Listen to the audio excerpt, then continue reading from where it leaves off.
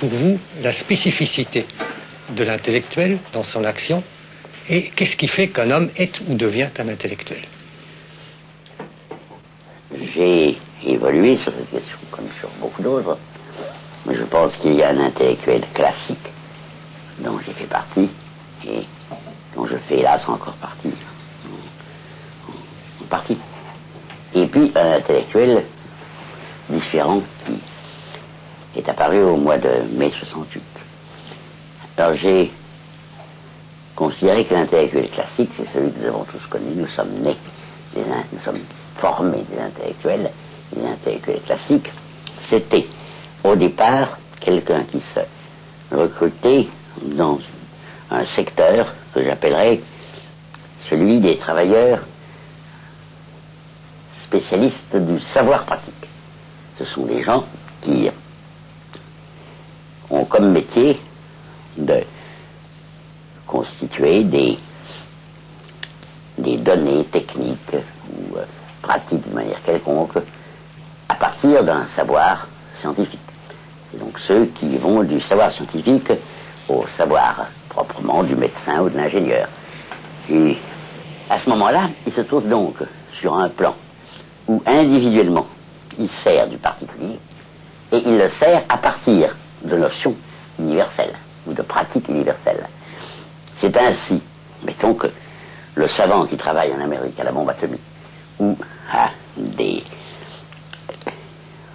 armes nouvelles qu'on exécute, qu'on exerce au Vietnam, qu'on essaye au Vietnam, est particulier dans la mesure où il fait ses armes, puisqu'il les fait pour le Vietnam, et de manière plus générale pour l'impérialisme américain. Cependant qu'il est quand même universel, en ce sens qu'il applique à ces armes particulières un savoir universel.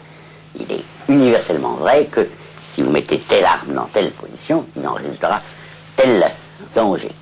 Donc, c'est cette contradiction constante du savoir universel, de l'utilisation pratique singulière ou particulière de ce savoir, qui crée chez le technicien du savoir pratique une possibilité intellectuelle.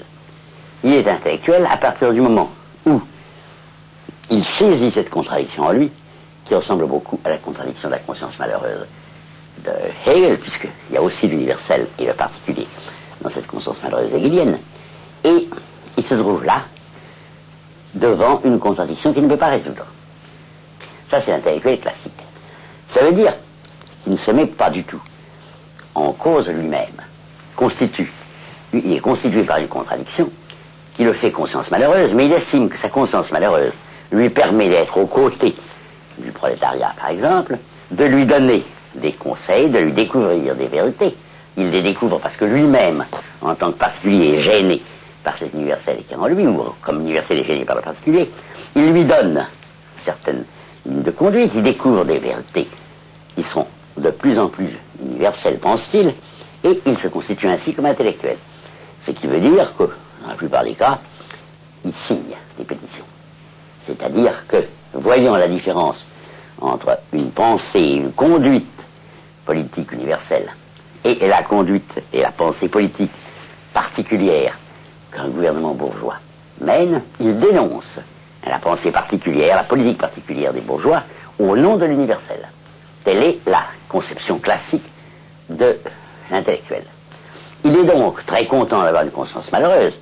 Il est heureux d'avoir une conscience malheureuse parce que c'est elle qui lui permet de dénoncer. Et l'intellectuel se trouve donc, l'intellectuel classique, un grand dénonciateur. Bon, alors ça c'était l'intellectuel tel que je le voyais avant mai. À partir du mois de mai est arrivé quelque chose de très particulier. Le mouvement étudiant qui a commencé les événements de mai est descendu dans la rue et a contesté un certain nombre de choses.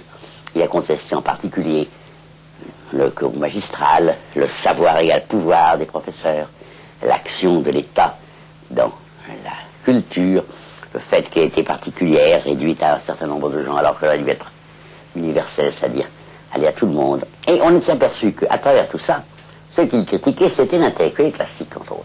Il critiquait beaucoup d'autres choses, mais ce qui était contesté là, c'était l'intellectuel classique.